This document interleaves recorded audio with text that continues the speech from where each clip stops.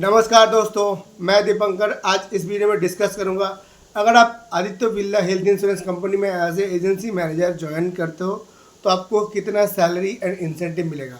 Aditya Birla health insurance company में joining करने के लिए क्या क्वालिफिकेशन चाहिए, कितना एक्सपीरियंस चाहिए। एज ए एजेंसी मैनेजर अगर आप ज्वाइनिंग करते हो तो आपको क्या क्या काम करना पड़ता है, किस तरह की प्रेशर आपके ऊपर रहता है। एजेंसी मैनेजर अगर आप काम करते हो तो फ्यूचर में आपको क्या अपॉर्चुनिटी मिलेगा एजेंसी मैनेजर के एक्सपीरियंस लेके। इससे पहले मैं SBI लाइफ का agency manager, axis max life का एजेंसी मैनेजर, बैंक का इंश्योरेंस, इसके लिए डिटेल वीडियो में बनाया हूँ और आप लोगों का बहुत अच्छा खासा रिस्पॉन्स आया है। तो आज सिर्फ मैं बनाऊँगा Aditya Birla health insurance company में सिर्फ हेल्थ वर्टिकल के लिए एजेंसी मैनेजर का क्या क्या ड्यूटी रिस्पॉन्सिबिलिटी होता है उसके बारे में बताऊँगा। देखिए, हर जितने भी बड़े बड़े कंपनी होता है, सभी कंपनी में जो होता है इंश्योरेंस का अलग अलग बिजनेस का अलग अलग एजेंसी मैनेजर होता है। जैसे उनका सब पकड़ लेते हैं, लाइफ इंश्योरेंस कंपनी का एजेंसी मैनेजर अलग होता है, हेल्थ इंश्योरेंस का एजेंसी मैनेजर अलग होता है, व्हीकल फाइनेंस का एजेंसी मैनेजर अलग होता है। तो ये जो जितने भी एजेंसी मैनेजर है उनका अलग अलग पोस्ट होता है। ड्यूटी ऑलमोस्ट सेम टाइम का रहता है लेकिन प्रोडक्ट अलग अलग होता है। जैसे व्हीकल फाइनेंस का एजेंसी मैनेजर को व्हीकल फाइनेंस सेल करना पड़ेगा, एजेंट रिक्रूट करके। हेल्थ इंश्योरेंस को क्या क्या प्रोडक्ट सेल करना पड़ेगा यहाँ पे मैं बताऊंगा। इसके साथ साथ मैं बताऊंगा कि अगर आप माइक्रो फाइनेंस में काम करते हो तो क्या आप कोई भी health insurance, life insurance company में एजेंसी मैनेजर में अप्लाई कर पाएंगे कि नहीं। लेकिन मेन टॉपिक में जाने से पहले बताना चाहूँगा दोस्तों, मैं Dipankar basically finance job related video बनाता हूँ, बीच बीच में वैकेंसी का भी वीडियो डालता हूँ। तो अगर आप मेरे चैनल पर पहली बार आए हो, फाइनेंस में अपना करियर शुरू करना चाहते हो, आप प्लीज़ मेरे चैनल को लाइक, सब्सक्राइब, कमेंट करके शेयर करके रख दीजिएगा ताकि इसके बाद जो भी मैं वीडियो डालूँ उसका नोटिफिकेशन आपके पास तुरंत चला है।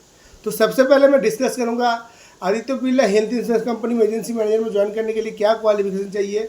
2025 में अगर आप हेल्थ इंश्योरेंस कंपनी में as a agency manager join करते हो आदित्य बिरला में, कितना सैलरी मिलेगा, दूसरे कंपनी में कितना सैलरी मिलेगा, इंसेंटिव आपको कितना मिलेगा हेल्थ इंश्योरेंस कंपनी में अगर आप ज्वाइनिंग करते हो एज ए एजेंसी मैनेजर। उसके साथ साथ मैं डिस्कस करूँगा कि एजेंसी मैनेजर में अगर आप काम करते हो तो कैरियर अपॉर्चुनिटी क्या रहेगा, और ये भी डिस्कस करूंगा कि एजेंसी मैनेजर में आपको चैलेंज क्या क्या फेस करना पड़ेगा। तो चलिए शुरू करते हैं।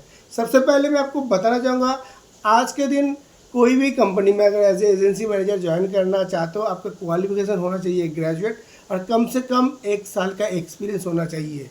देखिए, ज़रूरी नहीं है कि आपका जो एक्सपीरियंस है वो फाइनेंस में हो या कोई इंश्योरेंस कंपनी में ही हो। अगर आपका इंश्योरेंस में एजेंसी मैनेजर का एक्सपीरियंस है तो आपको ज़्यादा प्रायोरिटी दिया जाएगा, लेकिन कोई भी अगर प्रोडक्ट का सेल्स एक्सपीरियंस है तो आपको एजेंसी मैनेजर करके हायर कर लिया जाएगा। Aditya Birla health insurance company में आज के दिन अगर आप as a agency manager join करते हो तो आपका जो सैलरी 2.5 लाख से 3.5 लाख तक होता है अगर आपके पास 1 साल का एक्सपीरियंस है। तो अगर उससे ज़्यादा एक्सपीरियंस है तो आपका जो भी लास्ट सैलरी होगा उससे 10 या 20% या 30% तक हाइक दिया जाएगा। ये जो सैलरी डिसाइडेड होता है ये आपके एक्सपीरियंस एंड इंटरव्यू के ऊपर डिसाइडेड होता है। अभी बात कर लेते हैं जो मेन चीज़ इंसेंटिव। देखिए, कोई भी अगर आप इंश्योरेंस कंपनी में काम करते हो तो इंसेंटिव जो है बिजनेस की तरह कमा सकते हो। इंसेंटिव बहुत ही अच्छा खासा मिलता है कोई भी कंपनी में अगर आप एजेंसी मैनेजर में काम करते हो। तो आप अगर सही से काम करते हो तो महीने में 30, 40, 50 हज़ार भी कमा सकते हो, नहीं तो कम से कम 5-10 हज़ार भी कमा सकते हो। लेकिन एक चीज़ मैं बताना चाहूँगा, ये जो आपका इंसेंटिव बनेगा आपके टारगेट कंप्लीट होने के बाद, आप जितना टारगेट कंप्लीट करेंगे उतना इंसेंटिव आपको मिलेगा। अभी आते हैं टारगेट कैसे डिसाइड होता है, ये आपको पता चलेगा ड्यूटी एंड रिस्पॉन्सिबिलिटी पर। तो एज ए एजेंसी मैनेजर आपका जो प्राइमरी रिस्पॉन्सिबिलिटी होगा वो है आपको एजेंसी सेल करना पड़ेगा। एजेंसी क्या सेल करना पड़ेगा, आप एज ए हेल्थ इंश्योरेंस में अगर एजेंसी मैनेजर में ज्वाइन करते हो तो आपको हेल्थ इंश्योरेंस का एजेंसी सेल करना पड़ेगा या एजेंट को जुड़ना पड़ेगा। एजेंसी किसको बोला जाता है, जो भी आदमी अगर आदित्य बिरला का हेल्थ इंश्योरेंस सेल करना चाहते हैं तो उनको जो है आपके साथ जुड़ना पड़ेगा। लेकिन इंडिया में रूल्स है कि कोई भी नॉर्मल आदमी जो है डायरेक्ट कोई भी इंश्योरेंस सेल्स नहीं कर सकता है। तो अगर आपको एजेंट में जुड़वाना है तो उस आदमी का पहले डॉक्यूमेंटेशन लेना पड़ेगा। डॉक्यूमेंट मतलब मिनिमम क्वालिफिकेशन आज के दिन इंडिया में एजेंट बनने के लिए HS लगता है, हायर सेकेंडरी अगर हुआ तो हो जाता है। उसके तो वो जो क्वालिफिकेशन का जितने भी डॉक्यूमेंट्स है, डॉक्यूमेंट्स लेना पड़ेगा आपको। उस डॉक्यूमेंट्स को लेके कस्टमर को जो डॉक्यूमेंट प्रोसेस करवाना पड़ेगा एजेंट के लिए। फिर उनका एक 7 से 10 दिन का एक ट्रेनिंग होता है। ट्रेनिंग कंप्लीट करने के बाद IRDAI के तरफ से एक एग्ज़ाम होता है, एग्ज़ाम क्वालिफाई होने के बाद ही जो है वो क्या होता है, इंश्योरेंस बेचने के लिए एलिजिबल होता है।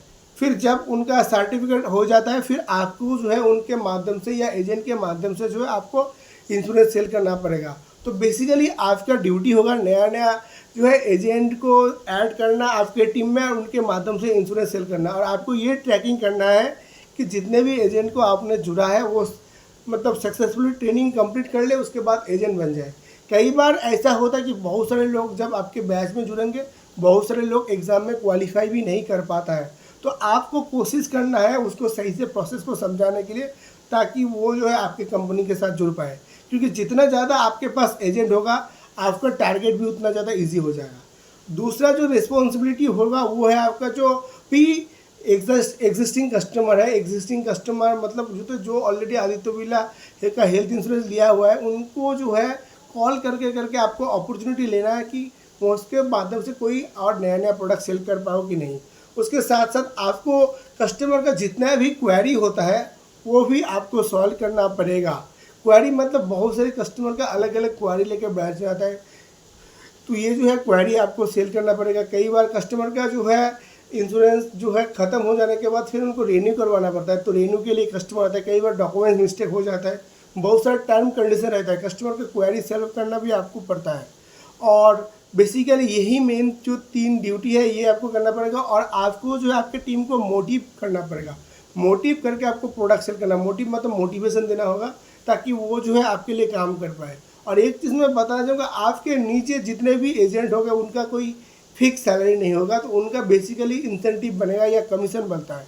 कमीशन जो होता है 15% से मतलब 15% से आप 35% अप टू 45% तक जो है इंसेंटिव बनता है। ये जो इंसेंटिव या कमीशन बनता है ये बनता है आपके amount of target, amount of insurance sale करने पर। तो जितना ज़्यादा अमाउंट का वो लोग इंश्योरेंस सेल्स कर पाएंगे हेल्थ इंश्योरेंस, उतना ज़्यादा इंसेंटिव जो है या कमीशन मिलेगा। एक अगर एजेंट सही से काम कर ले महीने में तो नॉर्मल 20 से 25 हज़ार कमा सकता है। अगर नॉर्मल 3-4 लाख का भी इंश्योरेंस सेल कर ले तो, अगर कम से कम 3-4 लाख का इंश्योरेंस सेल कर लेगा तो 50 से 1 लाख तक भी कमा सकता है। क्योंकि जो ये इंसेंटिव होता है ये अप टू 35% तक होता है। तो मैं एक कंपनी में जब मैंने एजेंसी के लिए अप्लाई किया था, वहाँ पे देखा था कि 3 लाख से ऊपर अगर आप इंश्योरेंस सेल कर लेते हो हेल्थ इंश्योरेंस, तो आपको अप टू 35% तक इंसेंटिव दिया जाता है। अप टू 35% मतलब समझ लीजिए आप कि आपका अगर आप 3 लाख से ऊपर सेल कर देते हो तो आपको 1,05,000 इंसेंटिव जो है मिल जाएगा। लेकिन एक चीज़ मैं बताना चाहूँगा, ये जो मेन चैलेंज है आप एज ए एजेंसी मैनेजर, वो है आपका हेल्थ इंश्योरेंस सेल करना।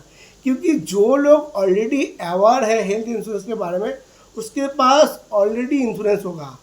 तो जो कस्टमर जो वेल एडुकेटेड या जो कस्टमर हेल्थ इंश्योरेंस को समझते हैं उसके पास ऑलरेडी इंश्योरेंस होगा। और एक कस्टमर एक से ज़्यादा हेल्थ इंश्योरेंस नहीं लेता है, तो क्या होता है, जो अच्छे कस्टमर हैं जिनको आप भेज सकते हो उनके पास ऑलरेडी जो है इंश्योरेंस अवेलेबल होता है। अभी नए नए कस्टमर को जो है जुड़ना एक सबसे बड़ा चैलेंज होता है। लेकिन एक चीज़ मैं बताना चाहूँगा, जब भी आप कोई भी प्रोडक्ट सेल करने जाएंगे आपको प्रॉब्लम फेस करना पड़ेगा ही पड़ेगा। लेकिन एक सर्टेन टाइम के बाद जब आप एक्सपर्ट बन जाते हो तब आपका कोई दिक्कत नहीं होगा।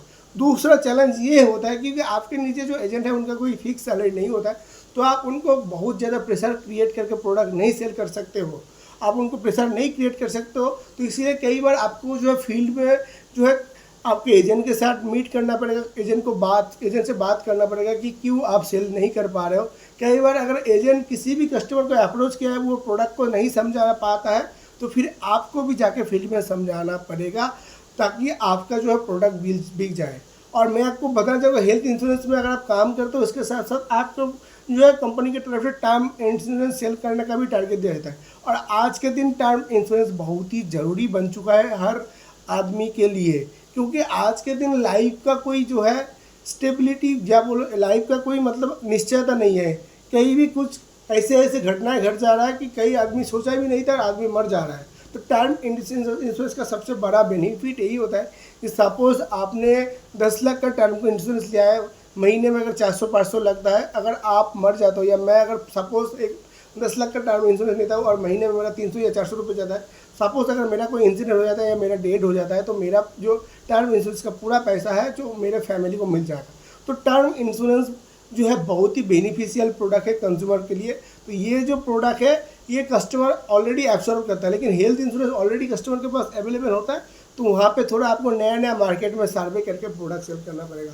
लेकिन एक चीज़ मैं बताना चाहूँगा, कंपनी आपको इतना सैलरी इंसेंटिव इसीलिए प्रोवाइड करा है ताकि आप प्रोडक्ट सेल कर पाओ। तो चैलेंज हर इंडस्ट्री में है, लेकिन इस चैलेंज को फेस करके भी आदमी जो है बहुत सारे लोग अच्छा खासा पैसा कमा रहा है। एज ए एजेंसी मैनेजर अगर आप सही से काम करते हो तो फ्यूचर में आप डायरेक्ट ब्रांच मैनेजर बन जाएंगे, ब्रांच मैनेजर के बाद क्लस्टर मैनेजर बन जाएंगे। As a experience agency manager सही से काम करने तक 4-5 साल काम करने के बाद आपका सैलरी 6-7-8 लाख तक पर एनाम होता है, उसके साथ इंसेंटिव अलग से। As a branch manager 10-12 lakh का पैकेज होता है, और अगर आप क्लस्टर मैनेजर बन जाते हो तो 10 से 15 लाख भी आपको पैकेज मिलता है।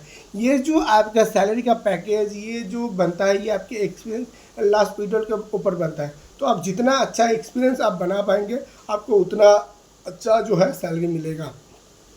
तो चलिए, आज का वीडियो ऑलरेडी बहुत बड़ा बन चुका है।